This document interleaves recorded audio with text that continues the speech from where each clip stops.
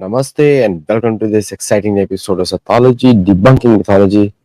सतोलॉजी मतलब सत्य का विज्ञान, सत्य की पढ़ाई। उसके विपरीत है शब्द मिथोलॉजी, जिसका मतलब नकली, काल्पनिक, झूठ, उसकी पढ़ाई या उसका विज्ञान।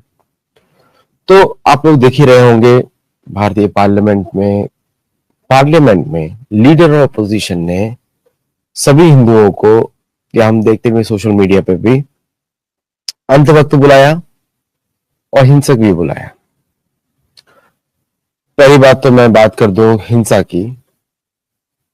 मैं बार बार बोल भी चुका हूं कि धर्म के आधार पर लोगों को न्याय दिलाने को हिंसा नहीं बोलते, दंड नीति को हिंसा नहीं बोलते। दंड देना पड़ता है राजा को, या जो भी लीडर हो सनातन धर्म को जो फॉलो करता है उसको दंड देना ही पड़ेगा।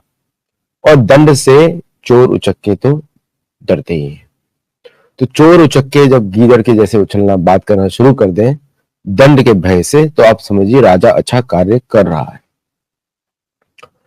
आजकल डेमोक्रेसी के नाम पर हुड़दंगबाजी, एक्चुअली एक संत है प्रभुपाद, उन्होंने डेमोक्रेसी को डीमन क्रेजी बुलाया कि यहाँ पे पैसे के बल पर, झूठ के बल पर जो लोग हैं उनको गुमराह किया जाता है। पूरी दुनिया में हम देखते हैं, और फिर वहां पे जीत लिया जाता है इलेक्शन। आप देख ही रहे हैं अमेरिका में पैसा कितना इंपॉर्टेंट होता है डेमोक्रेसी में। लोकतंत्र उल्टा चलता है, वहां पे साधु संत इलेक्ट करते हैं राजा को, और फिर उस राजा को अपनी लोकप्रियता सिद्ध करनी पड़ती है, और फिर वो राजा कठोर नियम ले सकता है। उसको सेना मेंटेन करनी पड़ती है स्ट्रांग, और दंड देना उसको एक प्रकृति से, वेदों के द्वारा उसको अधिकार दिया जाता है। जब दंड का भय चला जाता है तो चोर उचक्के या नालायक लोग, जिनको राजतंत्र धर्म से कोई मतलब नहीं है, वो उछलना शुरू कर देते हैं। न्याय और धर्म एक ही बात होती है। अगर दुनिया में धर्म रहेगा तो वहां पे न्याय भी मिलेगा सबको। इसीलिए वेद, पुराण, रामायण, महाभारत, क्योंकि ये सभी वेदों को पुराणों में अच्छी तरह एक्सप्लेन किया गया है, और वेदों को ही महाभारत रामायण में उसको अच्छी तरह एक्सप्लेन किया गया है। वही वेदों को उपनिषदों में एक्सप्लेन किया गया है कि जो निर्देश होते हैं, जो जिनको रिलीजन बोलते हैं, रिलीजन मतलब इंस्ट्रक्शंस होते हैं, वो उपनिषद में होते हैं। वो उपनिषद मतलब जब शिष्य गुरु के सामने बैठ के सुनता है उसको उपनिषद बोलते हैं। तो इस जैसे गीता को गीतोपनिषद बोला जाता है, क्योंकि भगवान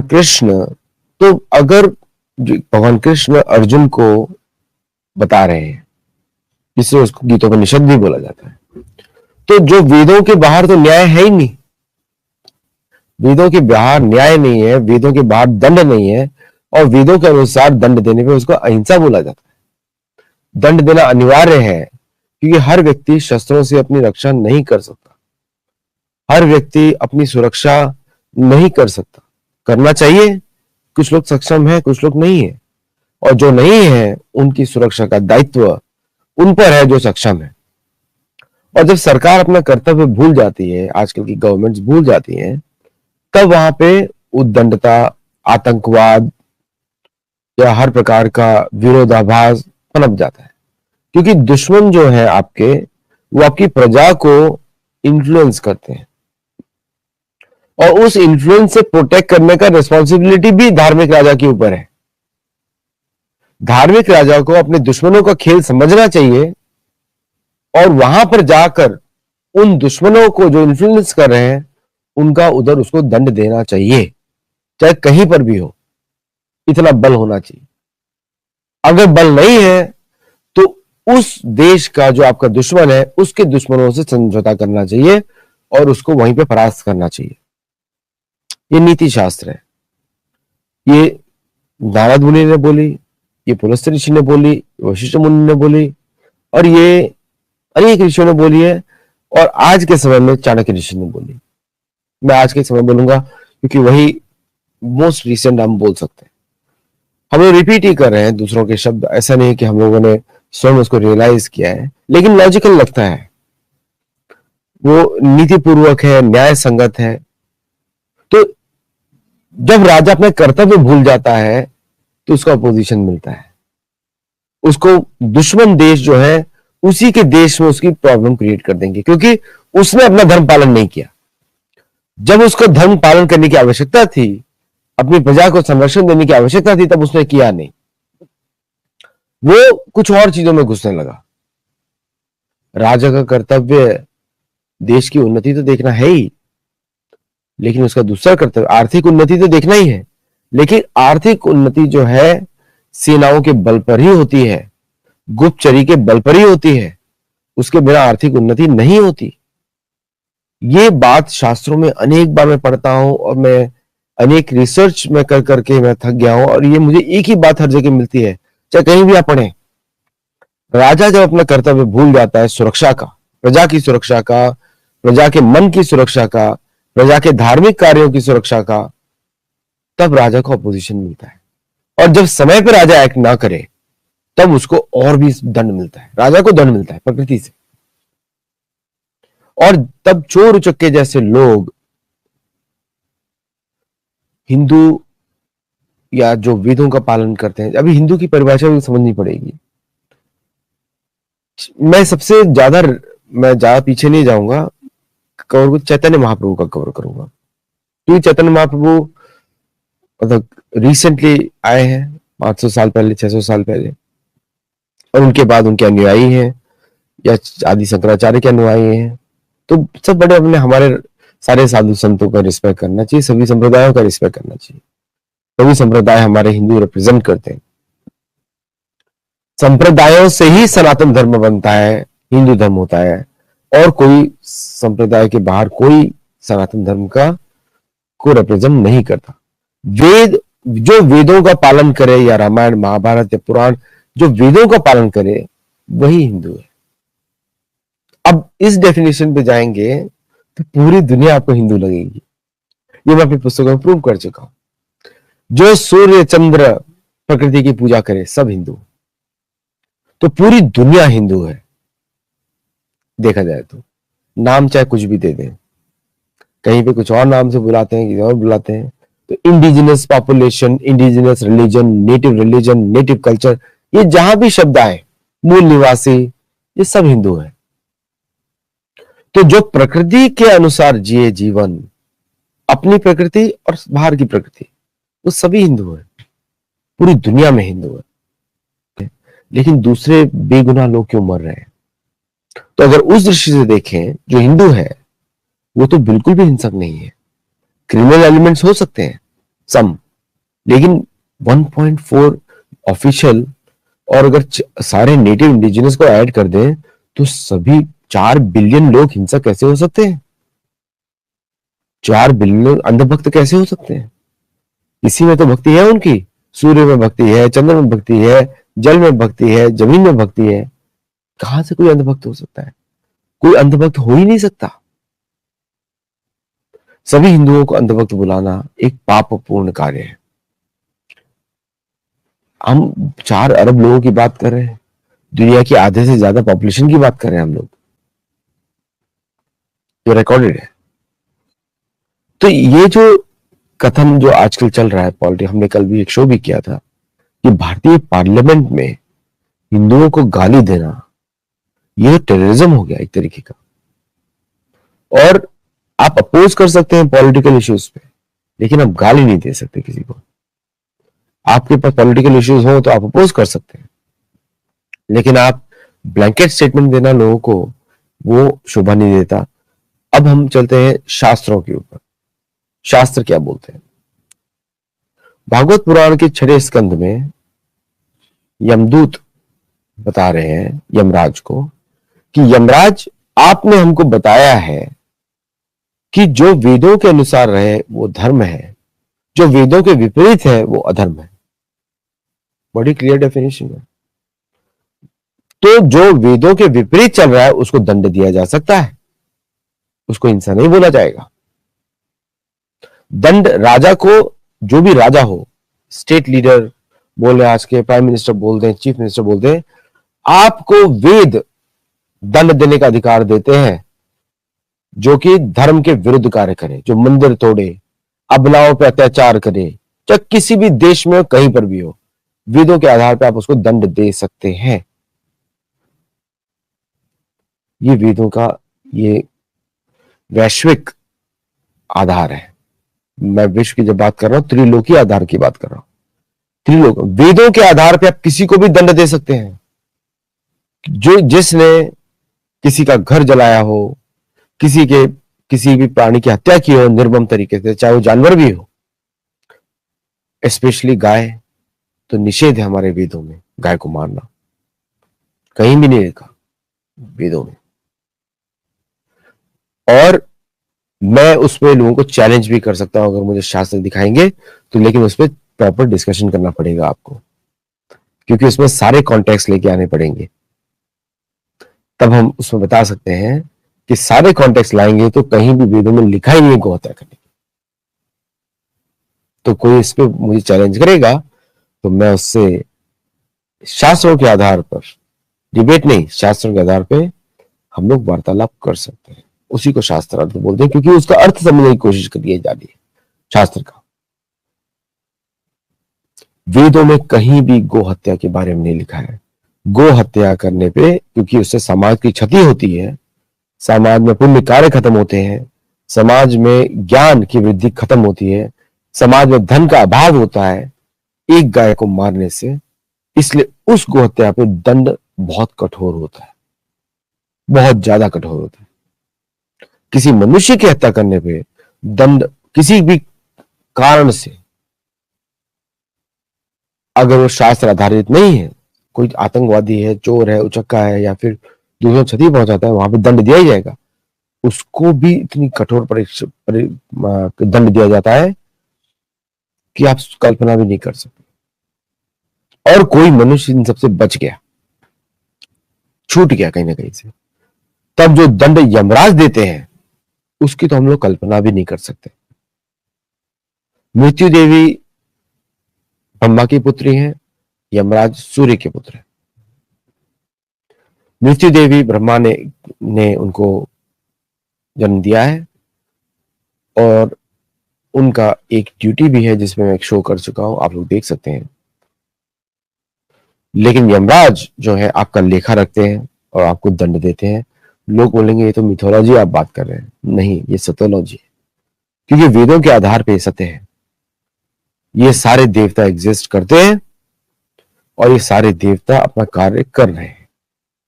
और जो भी आप देख रहे हैं अभी, ये कलयुग का चैलेंज है, कली देवता का चैलेंज है। मैं तो चाहता था कि इस कलयुग के चैलेंज में संसद भवन में जय श्री राम गूंज जाए, लेकिन वो कहीं नहीं गूंजा। राम राम कृष्ण कृष्ण शिव शिव ये गूंजा है, कहीं नहीं गूंजा।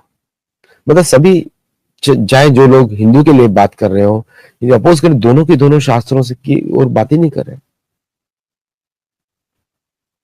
और सनातन धर्म को किसी अब्राह्मिक पंथ से आप कंपेयर भी नहीं कर सकते, अलग है वो। भारत सनातन राष्ट्र है, वेदों के आधार पर राष्ट्र है, उसको आपको उसी तरह रखना पड़ेगा। अभी आप एग्जाम्पल देख रहे हैं फ्रेंच प्रेसिडेंट का और लापेन का, वो कितने स्पष्ट रूप से बोल रही है जो उसके राष्ट्र को खतरा है, एग्जिस्टेंशियल लड़ाई। तो ये बात भारत के जो धार्मिक राजा हैं, वैसे भगवान कृष्ण ने बड़ा खुला आदेश दिया, मई सर्वाणी कर्माणि चेतसा युद्धस्व विगत ज्वरा, उसका आखिरी शब्द निराशित निर्मोह भूता युद्धस्व विगत ज्वरा। युद्ध करो, जीतो, पृथ्वी जीतो। ये कृष्ण के आदेश है अर्जुन को शास्त्रों के आधार पे, क्योंकि दुश्मन जो है युद्ध करने पे लगा हुआ है, तब आपको युद्ध देना ही पड़ेगा उसको। इसको बोलते हैं युद्ध का दान। युद्ध का दान तो देना ही पड़ेगा। आप कब तक छुपते रहेंगे, कब तक अपने आप को बचाते फिरेंगे? हमको बचना नहीं है, हमको बढ़ाना है, समझे आप? आज तो इलाहाबाद हाईकोर्ट ने बोल दिया कन्वर्जन के ऊपर, ये तो युद्ध है, कन्वर्जन तो युद्ध है, कन्वर्जन युद्ध है, उससे तो आपको लड़ना ही पड़ेगा।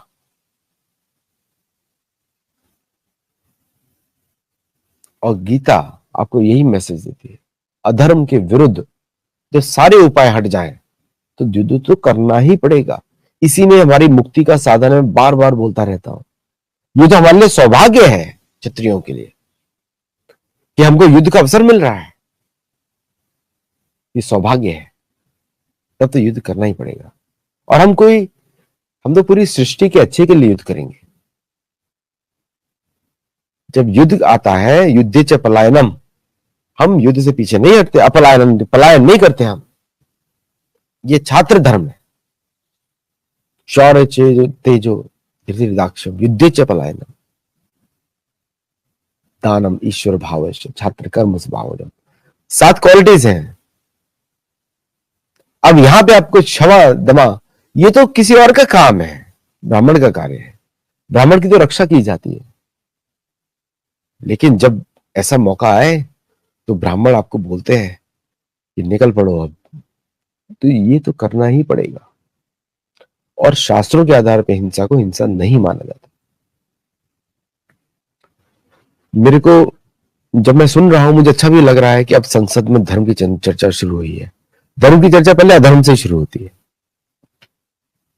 और जो लोग डिफेंड कर रहे हैं उनके आर्ग्यूमेंट में जब सुन रहा हूं तो कोई ज्ञान ही नहीं है किसी को। अभी भी डेवलपमेंट में बात हो रही है। अरे डेवलपमेंट तो तब होगी जब राष्ट्र रहेगा आपके पास।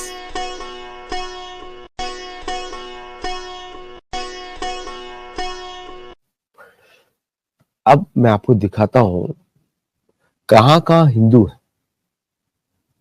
बड़ा आश्चर्य होगा आपको। पूरी दुनिया हिंदुओं से भरी पड़ी है। ये मैंने कुछ कंपाइल किया है प्लेसेस, और ये सब हिंदू टेंपल्स हैं, पूरी दुनिया के हिंदू टेंपल्स हैं। 118 प्लेसेस हैं। ये है गयाना में, साउथ अमेरिका में। गयाना में और भी टेंपल्स हैं। मैं अमेरिका को कवर नहीं कर रहा हूं क्योंकि सबको मालूम है 1000 से ज्यादा मंदिर है। ये सिर्फ गयाना के मंदिर है। और फिर आप ब्राजील में मंदिर है, ये देखिए ब्राजील के मंदिर है। अनेक मंदिर है ब्राजील में। तो ये सब हिंसक है। आप ब्राजील के लोगों जाके पूछिए कितनी शांति मिलती है उनको, नहीं तो इतने मंदिर कैसे चलेंगे। हरिनाम का जप हो रहा है हर जगह, अमेज़न के बीच में मंदिर है। हाँ, इधर से ब्राजील की बात हो रही है। चलिए अर्जेंटीना में देख लीजिए, अर्जेंटीना में मंदिर है। यहाँ पे तो सारे गो भक्षक ही हैं। ये गाय का मांस छोड़ रहे हैं सबके सब मंदिर जा जाके। आप गाय को मारेंगे भारत के अंदर, लोग दुनिया में हिंदू मंदिर में जाके गाय का मांस छोड़ते हैं। अर्जेंटीना से बड़ा कोई गो भक्षक राष्ट्र नहीं है, लेकिन ये मंदिर वहां छुड़वा रहे हैं सबको। ये चिले में है, संतियागो में, सब जगह जा चुका हूं मैं। कितने मंदिर हैं। ये तो जो दिख रहा है आपको वो है। बाकी तो बड़े बड़े जो नेटिव इंडिजिनस कम्युनिटी है, सब जगह गो बख्शा गोवध निषेध है, क्योंकि बहुत इंपॉर्टेंट उनके लिए जानवर है वो। ये है पेरू में, पिछले साल ही गया था मैं। यहाँ पे जगन्नाथ का मंदिर है, वहां पे नरसिंह देव का मंदिर है, भक्ति मार्ग है। ये उधर चेसुका में मंदिर है, लीमा में मंदिर है, सब जगह गया हूं मैं। यूरोप में मंदिर है, कहां पर है, जर्मनी में। ये सब मंदिर पुराने पुराने मंदिर हैं, 400-500 साल पुराने। ये कुछ नए मंदिर है। पूरा यूके भरा पड़ा है मंदिरों से। नीदरलैंड से मंदिर है कि ये सब हिंदू। अब यहाँ पे क्या हिंदू लोग रह रहे हैं? यहाँ पे तो लोकल लोग जाते हैं, यूरोपियन जाते हैं। ये सब मंदिर है जगह जगह। कितने लोकल लोग आते हैं शांति के लिए। सब चर्च से भाग भाग के आते हैं। नेटिव इंडिजिनस लोग आते हैं। मुरुगन का मंदिर है। वेंकटेश्वर मंदिर यूके में है। एंड स्वामीनारायण जी ने बहुत सारे मंदिर खोले हुए हैं। ये डोलू बाबा का मंदिर है टर्की में, पुराना मंदिर, सेठ सोईसाल मंदिर है सली। और ये सकेलॉय मंदिर, ये टर्की की बात हो रही है। इस्तांबुल में मंदिर है, छोटे छोटे लोगों ने बनाए हुए हैं। क्या ये हिंदू चला रहे हैं? और क्या ये लोग हिंदू नहीं है? भारत से तो नहीं है ये लोग कोई। मैंने वही मंदिर सिलेक्ट किया जो भारत से लोग सिलेक्ट चला नहीं रहे, वहां के लोग चला रहे हैं। डरबन हिंदू मंदिर, ये हिंदू लोग चला रहे हैं, क्योंकि साउथ अफ्रीका में 5.5 लाख हिंदू है। तो ये वहां पे हिंदू जो इंडिया से गए थे पहले। ईस्ट अफ्रीका सत्संग, मध्य कैलाश मंदिर, ये भी वहां की साउथ इंडियन टेम्पल चलाते हैं। तो कितने मंदिर हैं, पूरी दुनिया भरी पड़ी है मंदिरों से। तो ये सभी लोग क्या हिंसक हैं? जिसको पूरा लिस्ट चाहिए आप मेरी बुक से देख सकते हैं। बुक में दी ओरिजिनल एटलस में एंशिएंट मंदिर हैं जो काफी पुराने होंगे, मीन्स जिनका वर्णन पुराणों में। मैं किली मंजर पहाड़ों पे ऊपर में अलग रिसर्च कर रहा हूँ, मैं आपको प्रस्तुत करूंगा किली मंजर का वास्तविक अर्थ क्या है, क्या वो मंदार है। इस क्वेश्चन को मैं आंसर कर रहा हूं। एक मेरू नाम का भी पर्वत है अफ्रीका में, जो कि मुझे लोग बोल रहे हैं कि वही मेरू पर्वत है। नहीं, मेरू पर्वत जम्बू द्वीप के बीच में है, तो वो मेरू पर्वत नहीं हो सकता। वो नाम बाद में कभी रखा गया है मेरू, क्योंकि अफ्रीका पृथ्वी के बीच में नहीं आता, जम्बू द्वीप पृथ्वी के बीच में आता है। रशिया के मंदिर देखिए आप, ये रशिया के मंदिर है, कुछ घर में कुछ बाहर है। और बहुत सारे भक्त है रशिया में। रशिया में करीब 1 मिलियन भक्त होंगे, 10 लाख लोग, 10 लाख भक्त होंगे। भारत के लिए 10 लाख कोई नंबर नहीं है, लेकिन बाकी जगह तो बहुत इंपॉर्टेंट नंबर है। वो पूरे हर कोने में है मंदिर। और यूक्रेन और रशिया में बहुत ज्यादा भक्तों को मतलब बहुत भक्त है वहां पे हमारे सनातन धर्म के। चाहे कुछ लोग इस्कॉन से कनेक्टेड है, बट मेजोरिटी जो है नॉन इस्कॉन मेंबर्स है। सो ये फिजी में है, पैसिफिक में, एकदम पैसिफिक में। कहाँ दिख रहा है देखिए, मैं देखेंगे तो आपको मजा आ जाएगा। कहाँ पे है मंदिर, कहाँ दिख रहा है ये? ऑस्ट्रेलिया के कहीं कोने में। हाँ? ओशन के बीच में आइलैंड, उसमें इतने सारे मंदिर दिख रहे हैं। मैंने काफी रेयर रेयर जगह सिलेक्ट करी है ताकि आप लोग को थोड़ा आइडिया हो कि कहाँ कहाँ मंदिर है। जापान में बहुत मंदिर है। ये वियतनाम मंदिर है, पुराने पुराने मंदिर, 2-2, 3-3, 4-4 हजार साल। मेरी बुक में लिखा हुआ है कुछ मंदिर तो पांडव कालीन है, सारे के सारे पांडव के समय से हैं, पांडवों के समय से है। कंबोडिया में, वियतनाम में, हाँ? कितने सारे मंदिर, शौक हो जाएंगे आप। पांडवों के मंदिर है सारे। कि ये सभी बिना युद्ध के तो सनातन धर्म फैलता नहीं है। अब हमको शास्त्रों का अर्थ समझना चाहिए और हमको शास्त्रों के अनुसार एक्ट करना चाहिए।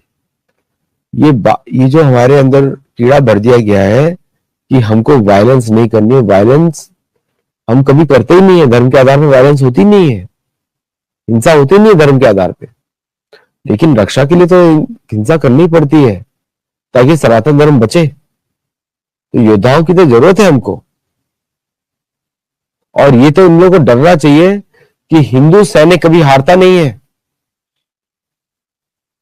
लोग बोलते हैं सिख वॉरियर ट्राइब है, वो तो प्रोपेगेंडा है। अगर देखा जाए तो मराठाओं ने हराया मुगल एम्पायर को, और महाराज रणजीत सिंह ने बाद में मुगल एम्पायर को हराया, और सिख लोग बचे रहे तब तक, जब तक सिख लोगों का सनातन धर्म से कनेक्शन है। उसी कनेक्शन को तोड़ने के लिए तो पूरा वो चल रहा है, प्रोपेगेंडा चल रहा है, तब तक ही सिख बचा हुआ है, उसके बाद नहीं बचेगा, उसके बाद तो क्रिश्चियन बन जाएगा। तो उनके धर्म पे आघात है वो हिंदुओं से तोड़ना। जापान में मंदिर देखिए, कितने सारे मंदिर हैं। ये सब इन सब प्रॉब्लम क्या है कि भारतीय नेताओं में जो अपने आप को हिंदू बोलते हैं, उनमें शास्त्रों का कोई ज्ञान नहीं है, और हर चीज को डिफेंसिव, और इस चक्कर में वो लोग खत्म हो जाएंगे। लेकिन हिंदू खत्म नहीं होगा, सनातन धर्म खत्म नहीं होगा, सनातन धर्म तो बढ़ेगा। समझे आप? तो आप निराशा बिल्कुल मत रखिए, वेदों पर विश्वास करिए, और आपकी रक्षा देवता करते हैं, कोई और नहीं करता। देखिए, अलास्का के बीच में भी मंदिर है, गणेश मंदिर, एंकरेज में एक मंदिर है गणेश का। अलास्का में भी है मंदिर, देखिए अलास्का में मंदिर है, ठीक है। तो पूरे विश्व में मंदिर है हमारे, पूरे विश्व में मंदिर है, सनातन धर्म के मंदिर पूरे विश्व में है। तो बिल्कुल घबराइए मत, जप करिए, और जो चल रहा है उसको ध्यान से देखिए। क्या ये, और मैं आपको बताऊं, ये हमको बहुत ज्यादा हमको मदद करने वाला है एक समय में आके, बहुत ज्यादा। और हिंसा, हिंसा हम तो किसी को गारंटी नहीं देते कि हम हिंसा नहीं करेंगे। आप आक्रमण करेंगे तो हम डेफिनेटली शास्त्रों के अनुसार हिंसा करेंगे, किसी को गारंटी नहीं। लेकिन धर्म बढ़ाने के लिए अगर वो कुछ करना पड़ा तो वो भी करेंगे, और जहां मौका मिलेगा वहां पे हम शास्त्रों का पालन करेंगे, जैसे आज हम कर रहे हैं। हम बोल रहे हैं हम हिंदू हैं, हम अंध भक्त हैं भगवान राम के, अंध भक्त हैं भगवान राम के, जगन्नाथ के, शिव जी के, दुर्गा माता के, और जो भी हमारे देवता हैं सभी के हम अंध भक्त हैं। और हम हिंसा करते हैं शास्त्रों के आधार पर, दुनिया की रक्षा करने के लिए। तो इस विचार के साथ इस वीडियो को देखिए, शेयर करिए, लाइक करिए, आपको मोटिवेट करता है तो और लोगों के पास पहुंचाइए। तो फिर मिलेंगे। जय जगन्नाथ, जय श्री राम।